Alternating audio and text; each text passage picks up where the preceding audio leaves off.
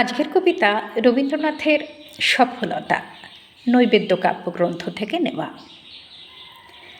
মাঝে মাঝে কতবার ভাবি কর্মহীন, আজি নষ্ট হলো বেলা, নষ্ট হলো দিন, নষ্ট হয় নাই প্রভু সে সকল ক্ষণ, আপনি তাদের তুমি করেছ গ্রহণ।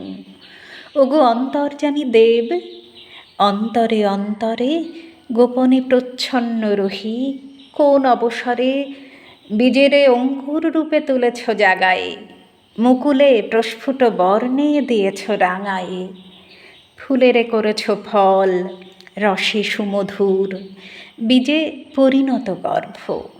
আমি নিদ্রাতুর আলস্য শয্যার পরে শ্রান্তিতে মরিয়া, ভেবেছিনু সব কর্ম রহিল পড়িয়া।